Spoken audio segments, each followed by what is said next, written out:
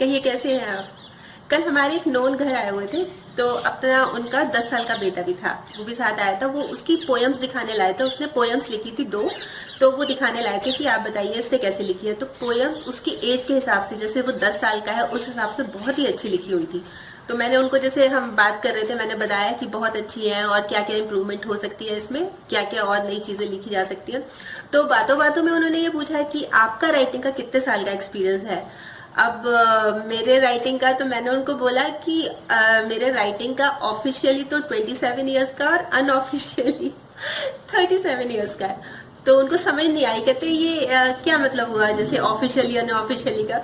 तो जो मैंने उनको बताया वो मैं आपको ही बता रही हूँ कि ये अनऑफिशियल और ऑफिशियल क्या है जो मेरे साथ हुआ। बात है जैसे आज 2017 चल रहा है, तो मैं बात कर रही हूँ, हमें थोड़ा सा फ्लैशबैक में जाना पड़ेगा। ये बात है 77, 77, 78, 1977, 78 की। तो तब जैसे मैं स्कूल में पढ़ती थी, तो बहुत शौक होता था बुक्स पढ़ने का, क्योंकि उन दिनों मोबाइल तो आप भूल ही जाइए, पता ही नहीं होता था, नाम ही नहीं सुना था। और टीवी भी बहुत बहुत कम होता था, मतलब ऐसा नहीं था, बहुत इक्का दुक्का घरों में होता था।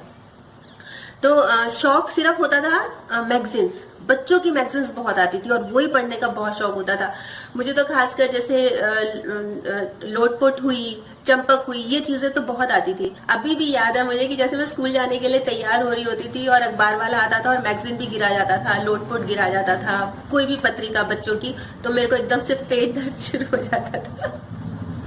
अभी भी याद करके हंसी आती है, बहुत तेज, मतलब झूठ मूठ वाला, बहुत तेज, मम्मी बहुत तेज दर्द हो रहा है। तो मम्मी समझते थे, बड़े लोग तो सबको पता ही होता है कि एकदम से बैठे बैठे इसको कैसा दर्द शुरू हो गया।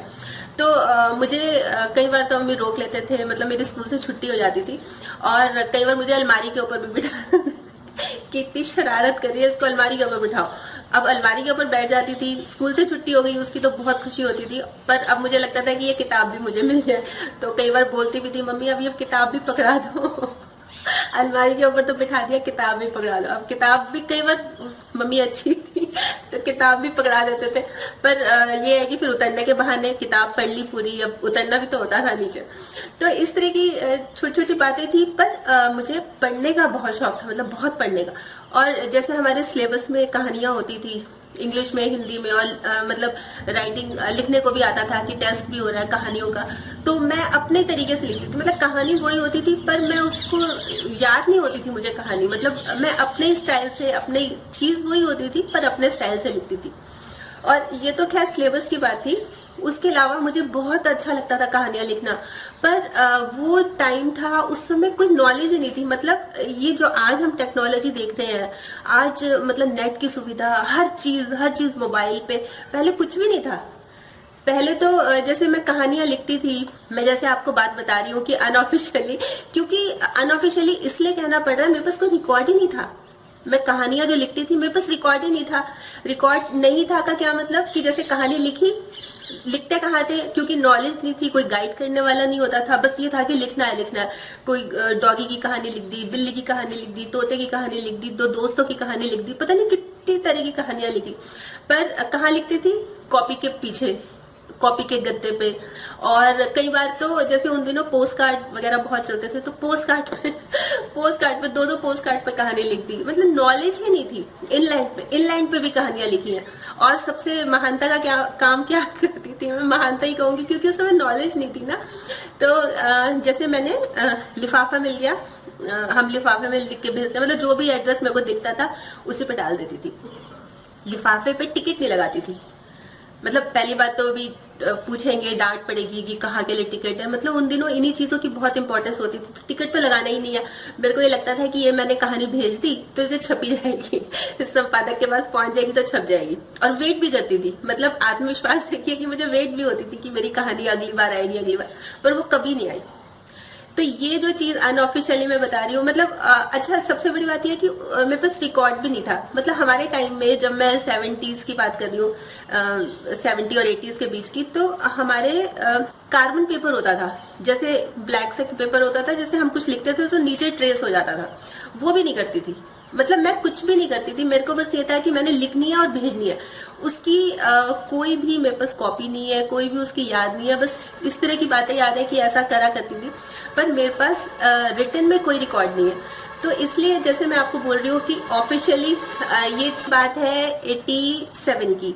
87 में मतलब मेरा जो राइटिंग वर्क था वो जारी रहा, मतलब जैसे तैसे जहां भी करते रहती थी। गाजियाबाद की बात है, इवनिंग न्यूज़पेपर था, उसमें मेरी कहानी छपी थी, पहली फर्स्ट कहानी। उसके बाद तो मैंने कभी भी मतलब मुड़ के नहीं देखा। मतलब मुझे लगा कि अब मुझे राह मिल गई। अब फिर उसके बाद तो मैं लिखती रही। फिर उसके बाद तो बहुत ज्यादा मतलब चीजें इकट्ठी होती रही। पर जैसे टेक्नोलॉजी मैं बता रही हूँ, उस समय टेक्नोलॉजी नहीं थी, तो हमारे पास कोई रिकॉर्ड नहीं होता था, कोई हम सेव नहीं कर सकते थे, कोई हम आपको नॉलेज नहीं होती थी। मतलब करते होंगे लोग, ऐसी बात नहीं है, पर मुझे नॉलेज नहीं थी। पर जब मैं आज की बात करती हूँ तो मैं हमेशा ही लिखती हूँ कि अभी तक जो मैं लिखती आ रही हूँ कि 27 ईयर्स का मेरा राइटिंग का एक्सपीरियंस है।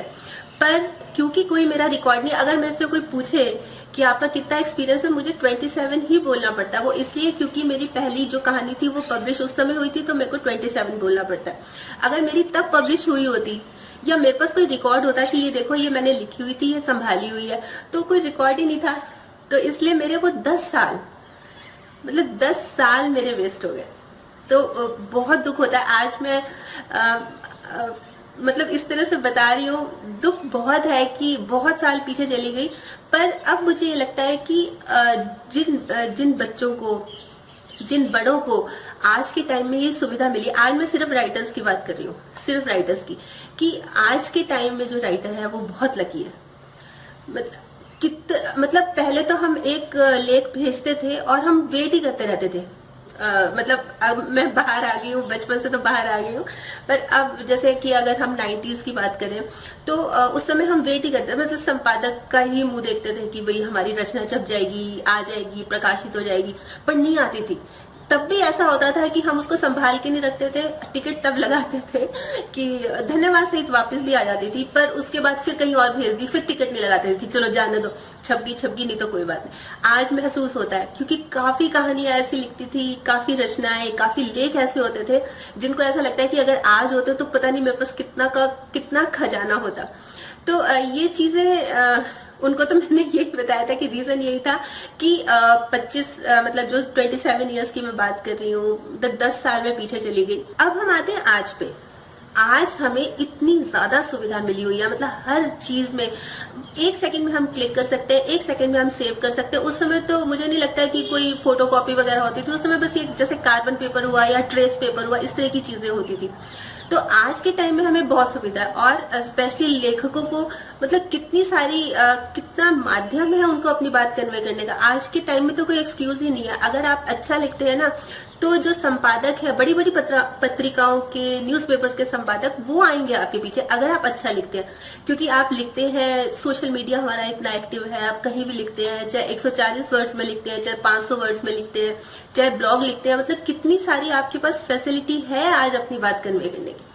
तो ये तो बहुत मैं कहती हूँ कि एक वरदान है कि आज के टाइम में अगर कोई अपनी राइटिंग का लोहा मनवाना चाहता है, मतलब रोज लिखो, एक दिन अच्छा नहीं हुआ अगले दिन लिखो, अगले दिन और कमेंट्स मिलेंगे, अपनी लेखनी में भी सुधार होता है, अपना एक्सपीरियंस भी होता है ना, तो वो चीज करनी चाहिए। मतलब लगातार लिखते रहना चाहिए ताकि खुद भी संभले और लेटेस्ट करंट टॉपिक्स को देखते हुए उससे क्या होता है कि हमें आज मान लीजिए किसी भी चीज की इन्फॉर्मेशन लेनी है तो हम नेट पे सर्च करके इन्फॉर्मेशन भी ले सकते हैं और उसके बारे में हम डिटेल में लिख भी सकते हैं, उसके बारे में हम एक डिस्कशन भी कर सकते हैं, एक बातचीत भी छेड़ सकते हैं। मतलब बहुत सुविधाएं हैं आज के टाइम में। तो लेखकों का तो सबसे बड़ा दुख ये होता था, या तो छपी नहीं या फिर धन्यवाद सहित वापस आ गई, तो उनका मनोबल गिर जाता था। मतलब बहुत लेखक तो मेरे ख्याल ऐसे होंगे, मेरी नॉलेज में भी हैं ऐसे, जिनको मौका ही नहीं मिला तो खत्म हो गई उनकी लेखनी। मतलब उन्होंने सोचा कि शायद हम अच्छा ही नहीं लिखते, पर ऐसा नहीं था। लिखते थे वो अच्छा, लिखते हैं वो अच्छा, पर उन्होंने हिम्मत हार दी क्योंकि उनको मौका नहीं मिला। तो आज हमें ये अगर नेट से सुविधा मिल रही है तो हमें इसका बिल्कुल कस के उपयोग करना चाहिए। मतलब मैं तो इसलिए बाबा मोटिवेट करती रहती हूँ कि मतलब जो राइटर्स हैं आगे आओ, आज तो आपका टाइम है। और एक और दुख होता है राइटर्स को कि कहाँ पब्लिश कराएं, सबसे ज्यादा कि हमने लिख ली, हमारी 5 कहानियां हैं, हमारी 10 कहानियां हैं, हमें अच्छा पब्लिशर नहीं मिल रहा। तो ये सुविधा भी जबरदस्त है नेट पे। मैंने थोड़े टाइम पहले अपनी एक किताब, मतलब वैसे तो मेरी जैसे 8 किताबें पब्लिश हो चुकी हैं, जिसमें से 3 नेशनल बुक ट्रस्ट से हैं और 2 किताब हैं बाल साहित्य, उनको हरियाणा साहित्य अकेडमी की तरफ से बाल साहित्य पुरस्कार भी मिला है। फिर एक मेरी नाटकों की है, मतलब अलग अलग, एक व्यंग संग्रह है जो दैनिक भास्कर वगैरह में, राग दरबारी वगैरह में बहुत छपते थे, तो एक व्यंग संग्रह है, स्वच्छता के ऊपर है किताबें।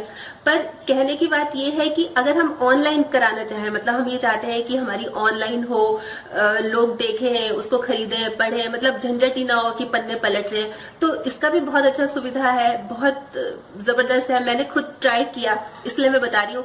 मैंने खुद भी एक बुक लिखी थी, ये थी स्वच्छता के 101 नारे। ये मैंने ट्राई करने के लिए लिखा था कि कैसे होता है, किस तरह, और मेरे को तो बहुत अच्छा एक्सपीरियंस रहा। मुझे लगा कि ये तो बहुत अच्छा है, और मेरी तरह बहुत लोग होंगे जिनको इस चीज की नॉलेज ही नहीं होगी। तो मैं चाहूंगी कि अगर आप भी जानना चाहते हैं कि किस तरह से ऑनलाइन पब्लिशिंग करते हैं, अपनी किताब छाप सकते हैं, खुद हम छाप सकते हैं, खुद हम प्रकाशक बन सकते हैं, तो मैं आपको बिल्कुल बताऊंगी। आप मेरे को मैसेज के थ्रू पूछ सकते हैं। तो कहने का मतलब ये है कि अगर आज हमारे पास, हम बहुत लकी हैं, आज के टाइम में हम रह रहे हैं, तो इसका क्यों नहीं हम फायदा उठाते। मतलब मैं आज जैसे आज बात कर रही हूँ कि मैं सिर्फ लेखकों के लिए कर रही हूँ, क्योंकि मैं भी हर दौर से निकली हूँ। ऐसा नहीं है कि आज मेरी अगर 8 बुक्स पब्लिश हो गई तो मेरी कोई रचना वापस ही नहीं आई। मेरी अभी पिछले दिनों ही सरिता से वापस आई, सरिता में मेरी कभी नहीं छपी, तो वापस आती है, पर उससे उदास नहीं होना, क्योंकि मुझे पता है कि अच्छी लिखी है, या अगर मेरी कोई कमी है तो मैं और कहीं ट्राई करती हूँ, मतलब और भी ट्राई करूंगी। तो ये चीजें होती हैं, ये होनी भी चाहिए। इससे हम हमारी लेखनी में और भी सुधार आता है, मतलब हमें फीलिंग भी होती है। प्रयास करते रहना चाहिए, लिखते रहना चाहिए, लेखनी को लगातार जारी रखना चाहिए। आज के टाइम में हमें बहुत जबरदस्त सुविधा मिली हुई है, इसका फायदा उठाना चाहिए। तो मैं तो सभी लेखकों से, या कोई लिखना जिसने शुरुआत की है या कोई लिखना चाह रहे हैं, उनसे मेरी सभी से रिक्वेस्ट है कि आप लिखिए और खूब लिखिए, और मतलब एक्सपीरियंस लीजिए, औरों को पढ़िए, खुद लिखिए। पहले के टाइम में हम लाइब्रेरी जाया करते थे क्योंकि वही बुक्स होती थी, आजकल तो ऑनलाइन है, सब कुछ है, तो बहुत सुविधाएं हैं। तो कहने का मतलब यही है कि आप अपना समय बिल्कुल मत वेस्ट कीजिए, मतलब कीमती होता है। मेरे तो वो जो 10 साल वेस्ट हो गए वो हो गए। अगर आप किसी को गाइड भी कर सकते हैं तो भी बहुत अच्छी बात है। तो कहने का मतलब सिर्फ यही है कि आप लिखिए, अपने लेखन को बहुत मजबूत बनाइए, और आप कर सकते हैं। तो अगर आप, जैसे कि मैंने कहा कि अगर आप ऑनलाइन पब्लिशिंग के बारे में कुछ और जानना चाहते हैं, कुछ जानकारी लेना चाहते हैं, तो आप बिल्कुल ले सकते हैं, आप मैसेज के थ्रू पूछ सकते हैं। तो कल फिर मिलूंगी एक और नए टॉपिक के साथ। तब तक स्माइल रखिए, बी पॉजिटिव और